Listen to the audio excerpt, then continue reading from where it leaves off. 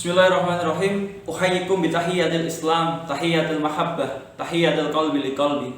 Assalamualaikum warahmatullahi wabarakatuh. Alhamdulillah, innal hamdalillah nahmaduhu wa nasta'inuhu wa nastaghfiruh wa na'udzu billahi min syururi anfusina wa min sayyiati a'malina. May yahdihillahu fala mudilla lahu wa may yudlilhu fala hadiya lahu.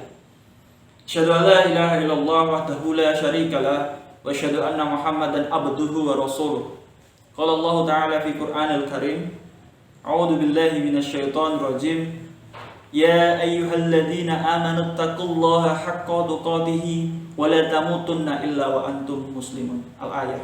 Amma ba'd. Yang pertama, syukur alhamdulillah kita haturkan kepada Allah Subhanahu wa taala yang telah memberikan rahmat serta karunia-Nya kepada kita, sehingga pada kesempatan kali ini kita masih diberikan kesehatan oleh Allah Subhanahu wa taala. Kita masih diberi kesempatan oleh Allah Subhanahu wa taala untuk menjalani hidup kita di dunia ini dan untuk beribadah kepada Allah Subhanahu wa taala. Yang kedua, shalawat dan salam tak lupa kita curahkan kepada junjungan kita Rasulullah Muhammad sallallahu alaihi wasallam yang telah menuntun kita dari zaman jahiliyah menuju zaman Islamiyah, yang telah menuntun kita dari zaman dulumat kegelapan menuju zaman nur, cahaya. Beliaulah suri tauladan terbaik bagi kita. Beliaulah revolusioner, pembawa perubahan yang nyata bagi dunia ini. Saudara-saudaraku yang dirahmati oleh Allah, pada hakikatnya semua yang kita alami dalam dunia ini, dalam kehidupan dunia ini, baik yang kita pandang menyenangkan ataupun yang kita pandang kurang membahagiakan, seluruhnya adalah ujian dari Allah Subhanahu wa taala. Allah berfirman dalam Quran surat Al-Anbiya ayat ke-35, "Wa nabluukum bisyarri wal khairi fitnah." Yang artinya, dan kami akan menguji kalian yang hidup dengan beragam ujian, baik yang terasa tidak menyenangkan maupun yang menyenangkan, bisyarri wal khair. Saudara-saudaraku yang dirahmati oleh Allah, semua ujian ini hakikatnya sudah disebutkan oleh Allah Subhanahu wa taala dalam surat Al-Mulk ayat kedua yang sering kita dengar tentu saja, yaitu A'udzu billahi minasyaitonir rajim. Alladzi khalaqal mauta wal hayata liyabluwakum ayyukum ahsanu amala wa huwal azizul ghafur. Yang artinya atau pemaknaannya adalah, dan dialah Allah yang menciptakan kematian dan juga kehidupan. Semua ini untuk menguji hidup, bagaimana mereka bisa meningkatkan amal-amal kebaikannya. Sungguh Allah Maha Perkasa dan Maha Pengampun. Dari ayat ini, dari ayat yang sudah saya bacakan tadi, kita ketahui bahwasanya ujian berupa kehidupan, entah itu hidup dalam makna sesungguhnya, yaitu dalam makna kelahiran sebuah bayi, ataupun hidup dalam makna kiasan, yaitu hidup penambahan materi ataupun finansial. Dan yang kedua yaitu adalah ujian berupa kematian, baik itu kematian dalam arti sesungguhnya dicabut nyawanya oleh Allah Subhanahu wa taala, ataupun kita maknai secara kiasan atau makna yang lebih dalam adalah terkait penyakit atau wabah virus seperti yang kita rasakan seperti sekarang ini. Tetapi semua ujian ini adalah cara Allah agar kita terus meningkatkan amal soleh kepadanya. Saudara-saudaraku yang dirahmati oleh Allah, dalam Al-Quran seringkali ujian-ujian yang datang melalui hal yang tidak menyenangkan, kita lihat dalam Al-Quran senantiasa disandingkan dengan kata sabar, seperti yang termaktub dalam Al-Baqarah ayat ke-155. A'udzu billahi minasyaitonir rajim. Bismillahirrahmanirrahim. Walanabluwannakum bisai'im minal khauf wal ju' wa naqsim minal amwali wal anfus wasamarat wa basyiris shabirin. Allah berfirman, dan kami pasti akan menguji kamu dengan sedikit ketakutan, kelaparan, kekurangan harta, jiwa dan buah-buahan, dan sampaikanlah kabar gembira kepada orang-orang yang bersabar. Maknanya apa? Ketika kita sudah mendeklarasikan diri sebagai orang yang beriman, mendeklarasikan diri menjadi orang yang percaya terhadap Allah, maka mau tidak mau akan ada ujian yang datang kepada kita. Pasti itu Allah sudah memberikan kepastian bahwasanya orang yang beriman akan diberi ujian. Nah, jika sesuai ayat yang saya bacakan tadi, sesuai Al-Baqarah ayat 155 tadi, bahwasanya ujian yang akan diberikan Allah berupa ketakutan, berupa kelaparan, berupa kekurangan harta benda, bahkan juga berkaitan dengan nyawa, yaitu kematian. Tetapi Allah mengingatkan bahwasanya ada kabar yang menggembirakan, membahagiakan bagi orang-orang yang mampu untuk bersabar. Saudara-saudaraku yang dirahmati oleh Allah, terkait wabah COVID-19 yang tentu saja merupakan sebuah ujian yang kita sepakati bahwasanya itu tidak membahagiakan seperti itu. Oleh karena itu, ketika kita diuji dengan wabah seperti ini, maka kita lihat dalam Al-Quran, apa sandingannya dalam Al-Quran. Sesuai ayat yang telah saya bacakan tadi, bahwasanya sandingannya adalah bersabar sebagai langkah awal kita dalam menghadapi pandemi ini. Saudara-saudaraku yang dirahmati oleh Allah, sabar seperti yang sudah diceritakan dalam sebuah hadis yang diriwayatkan oleh Imam Al-Bukhari, yang secara singkat maknanya adalah, tidaklah seseorang yang berada di wilayah yang terjangkit wabah kemudian ia tetap tinggal di negerinya dan selalu bersabar. Dalam hadis ini memerintahkan untuk kita dalam menghadapi pandemi, secara spesifik dikatakan menghadapi pandemi wabah, kita harus senantiasa bersabar. Itu langkah awal yang harus kita lakukan. Saudara-saudaraku yang dirahmati oleh Allah, sabar itu bukan diam.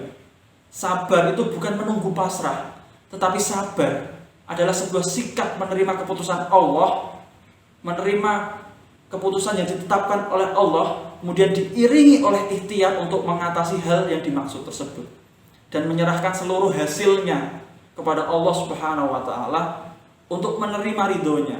Jadi kita harus menerima apa yang diputuskan oleh Allah sehingga kita mendapatkan ridhonya. Itulah sabar. Bahkan Rasulullah menginstruksikan terkait cara bersabar ketika wabah menjangkiti suatu wilayah, yakni dengan mengkarantina wilayah. Artinya yang di dalam wilayah tersebut bersabar untuk tidak keluar ke wilayah lain sehingga wabah tidak meluas ke wilayah lainnya.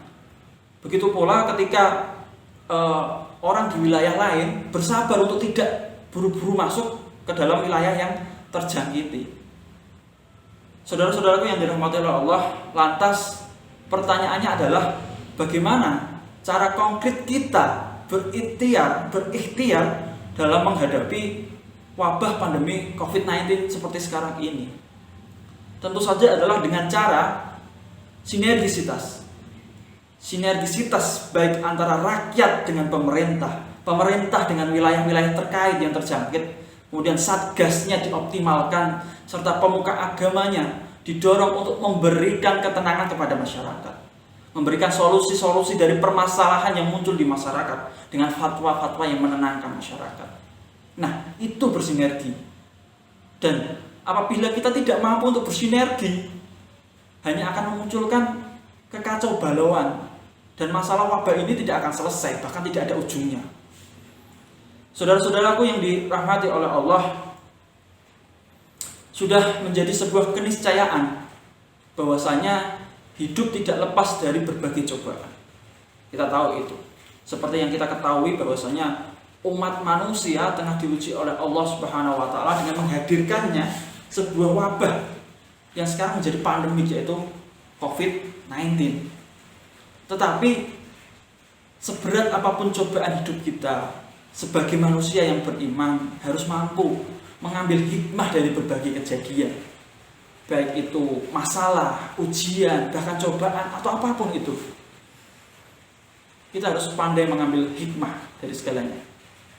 Saudara-saudaraku yang dirahmati oleh Allah, Allah berfirman dalam surat Al-Baqarah ayat ke-286.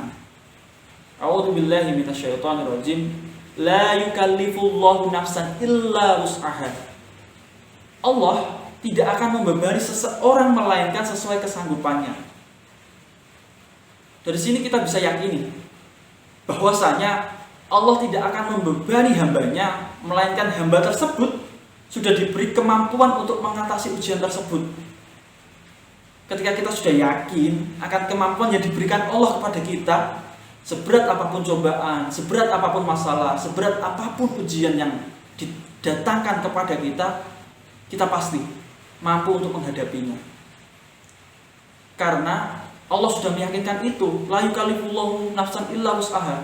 Nah, dalam konteks wabah atau pandemi COVID-19 seperti sekarang ini, dengan cara apa? Konkretnya dengan cara apa? Dengan cara yang telah dikaji oleh pemerintah, dengan cara yang telah dikaji oleh tim medis dan ahli di bidangnya, dan dengan cara yang disampaikan oleh para ulama terkait fatwa-fatwa yang terkait pandemi. Dari Majelis Ulama Indonesia contohnya, dari bidang keagamaan, dikatakan bahwasanya kajian-kajian yang menghadirkan orang banyak, kajian-kajian yang mengundang banyak jamaah, insya Allah ditutup terlebih dahulu, diganti dengan kajian-kajian yang diadakan secara virtual seperti sekarang ini. Dari pemerintah juga membuat kebijakan-kebijakan yang dianggap mampu untuk mengendalikan persebaran COVID-19. Baik itu anjuran 3M seperti yang kita ketahui, yaitu mencuci tangan dengan sabun, menjaga jarak, memakai masker. Itu kita harus setidaknya mematuhi arahan-arahan yang sudah dibuat dari berbagai stakeholder yang ada. Saudara-saudaraku yang dirahmati Allah, dilanjutkan dalam akhir ayat ke-286. Rabbana wa la tuhammilna ma la taqata lana bi wa'fu anna waghfir lana warhamna anta maulana fansurna 'alal qaumil kafirin. Rabbana wa la tuhammilna ma la taqata lana bi. Ya Allah, janganlah kau pikulkan kepada kami apa yang tidak sanggup kami memikulnya. Jika kita maknai lebih dalam, bahwasanya kita sebagai hamba berdoa kepada Allah, ya Allah, janganlah engkau berikan ujian yang tidak mampu kami menanggungnya. Janganlah engkau berikan kami ujian yang tidak mampu untuk kami tanggung, seperti itu. Padahal yang menarik adalah di awal ayat dikatakan bahwasanya la yukallifullahu nafsan illa wus'aha. Engkau sudah aku kasih kemampuan terhadap segala ujian, engkau pasti bisa menghadapinya. Allah sudah mengatakan seperti itu. Bahkan di ayat lain dikatakan sayaj'alullahu ma'al usri yusra.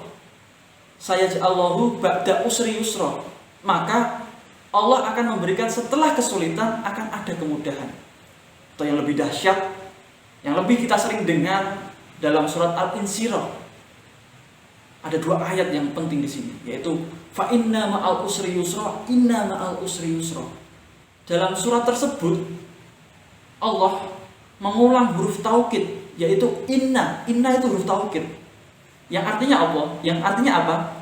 Allah ingin meyakinkan kepada hambanya bahwasanya bersama kesulitan akan ada kemudahan. Itu janji Allah. Dan Allah meyakinkan pada ayat ini bahwasanya senantiasa ada harapan untuk setiap cobaan, untuk setiap masalah, untuk setiap ujian. Jadi harapan itu pasti ada. Saudara-saudara yang dirahmati oleh Allah, pandangan Islam terkait pandemi COVID-19 adalah selalu ditekankan bahwasanya ada kemudahan bersama kesulitan. Ada kemudahan bersama kesulitan. Maka marilah kita sebagai orang-orang yang beriman untuk mampu mengambil setiap hikmah dari musibah yang terjadi. Dan musibah itu bukan sekedar kesengsaraan, atau ujian itu tidak sekedar kesengsaraan, tapi juga sebuah kenikmatan. Maka sebagai muslim, ketika kita ditimpa oleh musibah berupa kesengsaraan atau ditimpa oleh ujian berupa kesengsaraan, maka kita harus bersabar. Dan juga ketika kita ditimpa oleh ujian berupa kenikmatan, kita mampu untuk bersyukur. Dan yang terpenting, ketika kita ditimpa oleh ujian, musibah, cobaan, sebagai orang yang beriman akan melahirkan melahirkan kreativitas. Kenapa bisa seperti itu? Pertanyaannya, Karena ketika ada ujian, satu jalan rezeki ditutup, kita dituntut untuk mencari jalan rezeki yang lain. Ketika jalan rezeki A ditutup, maka kita dituntut untuk mencari jalan rezeki B, C, D, dan seterusnya. Sehingga itu mampu melahirkan kreativitas bagi kita. Maka jadilah muslim yang cerdas dalam memunculkan kreativitas dalam mencari rezeki. Saudara-saudaraku yang dirahmati Allah, demikian yang dapat saya sampaikan. Kurang lebihnya saya mohon maaf. Bila ada kekurangan itu datangnya dari diri saya pribadi, dan jika ada kebenaran yang saya sampaikan itu hanyalah titipan yang diberikan oleh Allah melalui lisan saya. Serta pesan saya adalah tetap jaga kesehatan dan senantiasa patuhi protokol kesehatan. Semoga kita semua terlindung dari virus COVID-19. Semoga kita tetap sehat dan imun kita tetap kuat. Terakhir dari saya, tetaplah menjadi pejalan di jalan-jalan kebaikan, karena jalan kebaikan adalah jalannya Allah. Maka barang siapa yang berjalan di jalan kebaikan, sesungguhnya dia sedang berjalan bersama Allah. Wallahu a'lam bishawab. Billahi fisabilil haq, astabiqul khairat. Wassalamualaikum warahmatullahi wabarakatuh.